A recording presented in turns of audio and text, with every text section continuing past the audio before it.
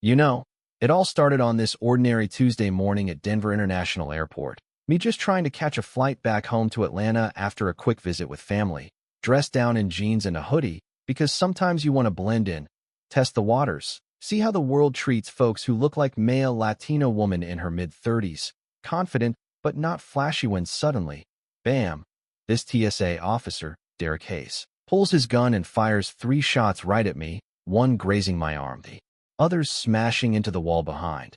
And in that split second, as blood starts soaking my sleeve, I lock eyes with him and say, calm as can be, "Officer, you just shot a federal judge, put that weapon down now."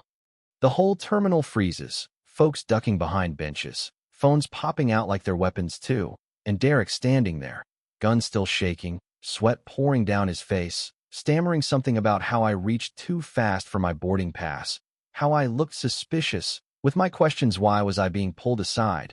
What exactly did I do? But deep down, I knew it wasn't about any threat. It was that old poison, the kind that makes a guy like him see danger in brown skin asking for respect. Especially after his rough upbringing in a small town where authority meant never being challenged. And me, Elena Ramirez, fresh off cases dismantling biased policing, I wasn't about to let fear win without a fight. As paramedics rush in, I wave them off just long enough to demand every camera feed, every witness statement locked down, no edits, no accidental deletes, because I'd seen this play out too many times in my courtroom. Innocent people profiled, their stories buried under paperwork, like my cousin Raul, who got patted down at LAX last year for nothing but his accent and a backpack full of books, leaving him humiliated, shaken, whispering to me later, "Tia, why do they always assume we're the bad guys?" And right then, with Derek's supervisor barking orders to contain the situation, I feel this fire ignite inside. Not just anger, but a bone-deep resolve. Thinking, if they think shooting me silences the truth, they've got no idea what's coming.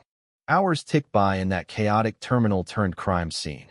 Me bleeding but barking orders like it's my bench, calling in federal marshals, hitting up my secure app for emergency protocols I'd built after years of watching systems protect their own protocols born from nights poring over case files. Heart aching for victims whose voices got drowned out. And then Alex Thompson, this young TSA kid who'd been watching the whole time, steps up, hands trembling but voice steady, tapping his watch. "I recorded it all, Judge," he drew before you even finished asking, risking his job because he'd seen Derek pull this crap before. Complaints piled up from Black and Latino travelers, all swept under by bosses fearing lawsuits, and Alex, son of immigrants himself, couldn't stomach it anymore, whispering to me later, "It's like they train us to fear first. Think later, I'm done with that."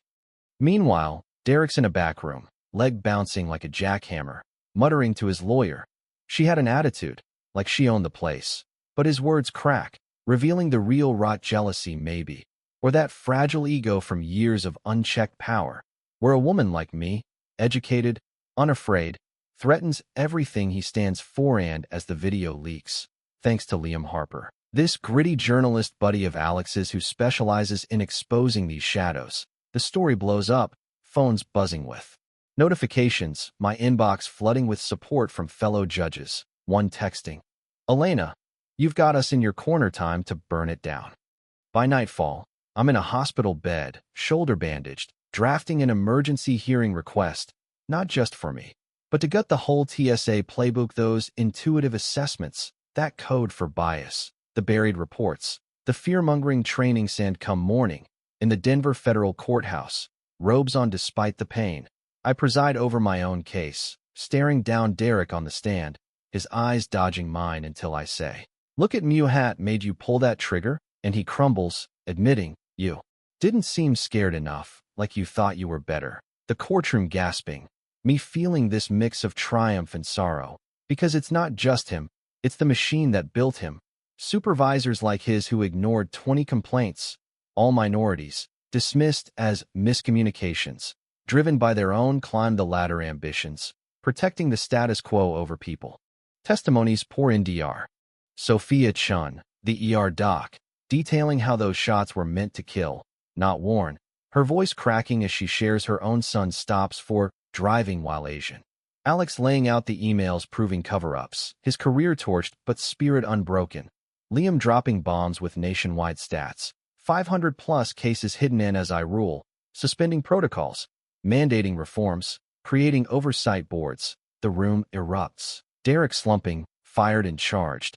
But me, I stepped down from the bench months later, trading robes for advocacy, because real change happens in the streets, not just gavels.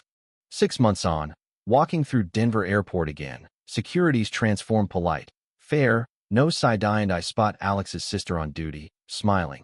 Thanks to you, Judge. But here's the thing that keeps me up. Did we fix it all? Or just push the shadows deeper?